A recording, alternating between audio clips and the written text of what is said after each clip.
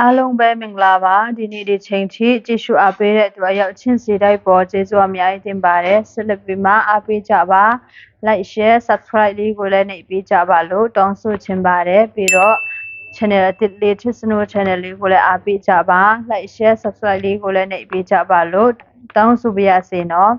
ဒီနေ့မှာတော့မင်းမပြိုလေးတွေသူတို့ရေးစားတွေနဲ့လင်စစ်ဆန်ချင်ကြသလားဆိုတဲ့အကောင်းစင်လေးနဲ့တင်ဆက်ပေးသွားမှာပဲဖြစ်ပါတယ်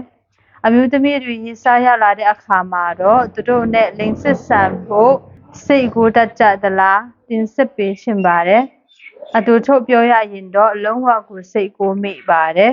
ချစ်သူရေးစားရှိတဲ့အမျိုးသမီးတွေဟာသူတို့နဲ့ရေးစားနဲ့အတူနေဖို့အကြောင်းကိုခဏခဏစိတ်ကိုရင်တတ်ကြပါတယ်ဒါပေမဲ့သူတို့တွေဘယ်လိုပုံစံမျိုးနဲ့ဘာကြောင့်စိတ်ကိုရင်မိလဲဆိုတာတော့တယောက်နဲ့တယောက်မတူကြပါဘူးเนาะ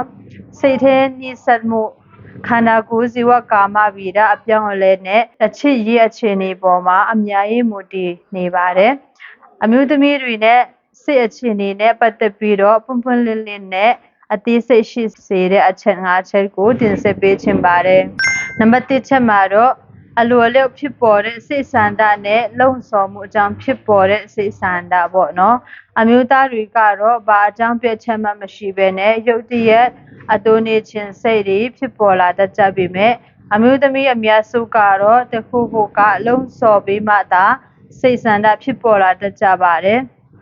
ဘယ်လိုမျိုးလဲဆိုတော့အမျိုးသမီးတယောက်ဟာအလုပ်လုပ်ရင်းနဲ့ရုတ်တရက်အတူတူနေဖို့စိတ်ကူးမိချင်မှမိပါလိမ့်မယ်ဒါပေမဲ့သူတို့ရဲ့ချစ်သူကအနောက်ကနေပြီးတော့တိုက်ဖက်လိုက်တာမျိုးလေဘင်းကနေကိုနားလိုက်တာမျိုးပေါ့နော်ဒါမှမဟုတ်အိမ်မှုကိစ္စတွေကိုကိုငေပေးလိုက်တဲ့အချိန်မျိုးမှာတော့သူတို့ရဲ့စိတ်ဆန္ဒတွေကချက်ချင်းနိုးကြွလာတတ်ပါတယ်။ဘာကြောင့်လဲဆိုတော့အမျိုးသမီးတွေနဲ့အုံနောက်ကလိန်ပိုင်းဆိုင်ရာစိတ်ပိုးတွေပေါ်လာမှုအတွက်လုံဆော်မှုတစ်ခုခုလိုအပ်လို့ဖြစ်ပါတယ်ခန္ဓာကိုယ်ချင်းထိတွေ့မှုပြီးတော့ romantic ဆန်တဲ့အပြုအမူဒါမှမဟုတ်ဘေးကင်းလုံခြုံတယ်လို့ခံစားရတဲ့အခိုက်အတန့်မျိုးတွေဖြစ်ပါတယ်အဲ့ဒီလိုလုံဆော်မှုရသွားပြီဆိုလို့ရှိရင်တော့အမျိုးသားတွေ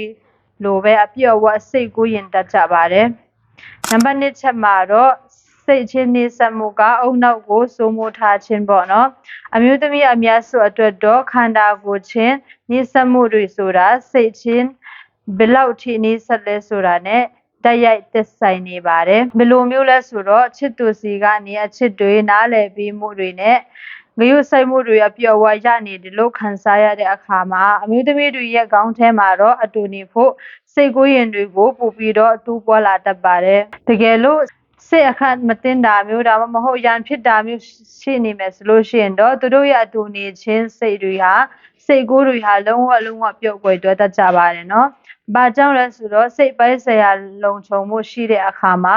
စိတ်ဖြစ်စေမှုဟော်မုန်းတွေကိုရောချစေပြီးတော့တန်ရောစင်ဖြစ်စေတဲ့ဟော်မုန်းအောက်ဆီတိုစင်တွေကိုတိုးပွားစေပါတယ်ပြီးတော့စိတ်အေးချမ်းပြီးတော့စိတ်ပိုင်းဆိုင်ရာလုံခြုံမှုရှိနေတဲ့အမျိုးသမီးတယောက်ရဲ့အုံနောက်ဟာလိင်ပိုင်းဆိုင်ရာစိတ်ဆန္ဒဖြစ်ပေါ်ဖို့အသင့်ဆုံးအခြေအနေဖြစ်နေတတ်ပါတယ်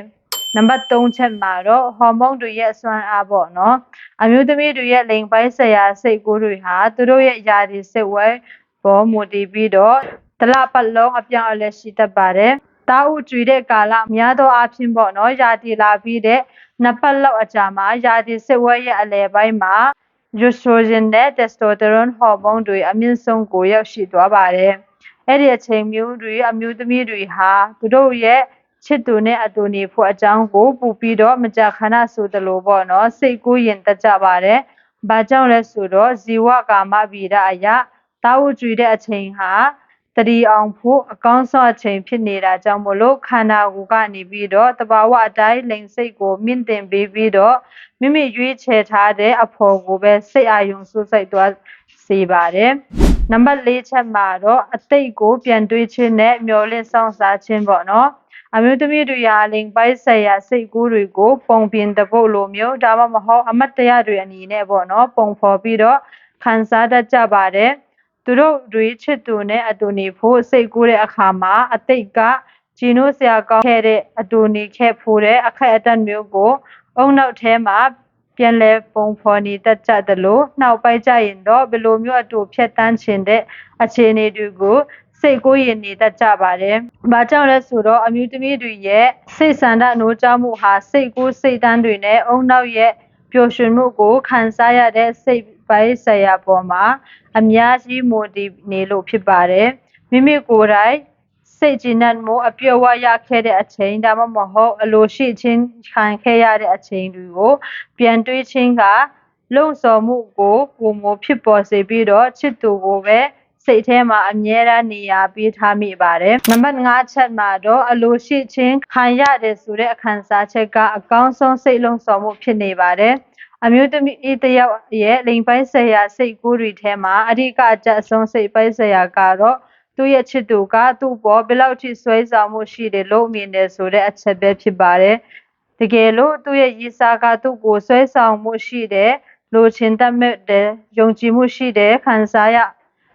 အောင်လှုပ်ပေးမယ်ဆိုလို့ရှိရင်တော့အဲ့ဒီအမျိုးသမီးဟာချစ်သူနဲ့အတူနေဖို့အကြောင်းကိုအချိန်အကြာကြီးစိတ်ကူးရင်နေမှာဖြစ်ပါတယ်။တကယ်လို့ပြစ်ပယ်ချင်းခံခဲ့ရတယ်ဒါမှမဟုတ်ရုပ်ပိုင်းဆိုင်ရာအရာအတိအမှတ်ပြုချင်းမခံခဲ့ရဘူးခံစားရရင်တော့စိတ်ကူးတွေဟာမလုံခြုံမှုတွေပြောင်းလဲသွားပြီးတော့ပျောက်ကွယ်သွားတတ်ပါတယ်။ဘာကြောင့်လဲဆိုတော့အမျိုးသမီးတွေရဲ့စိတ်ပိုင်းဆိုင်ရာနှိုးချမှုဟာအလိုရှိချင်းခံရတဲ့စိတ်ဆန္ဒပေါ်မှာအများကြီးမူတည်နေလို့ဖြစ်ပါတယ်။မိမိကိုချစ်သူကလိုချင်တတ်မဲ့နေတယ်ဆိုလို့ရှိရင်တော့သိရတာကသူတို့ရဲ့လိင်ပိုင်းဆိုင်ရာစိတ်ကူးတွေနဲ့တောင်းတမှုတွေကိုပုံမပြင်းထန်လာစေပြီးတော့အကောင်းတဲ့တွန်းအားတစ်ခုဖြစ်စေပါတယ်။အနည်းချုပ်ပြောရမယ်ဆိုလို့ရှိရင်တော့ချစ်သူရှိတဲ့အမျိုးသမီးတွေဟာအတူနေဖို့ကိုစိတ်ထဲကနေပြီးတော့အလျက်နဲ့စိတ်ကိုမိတတ်ကြပါတယ်။ဒါပေမဲ့ဒါဟာခန္ဓာကိုယ်ရဲ့ရိုးရိုးသားသားလိုလားချက်တက်တင်မဟုတ်ပါဘူးအချစ်ကြီးဘယ်လောက်အဆင်ပြေလဲသူတို့ရဲ့ဟော်မုန်းအခြေအနေကဘယ်လိုရှိလဲပေါ့နော်ပြီးတော့သူတို့ချစ်သူရဲ့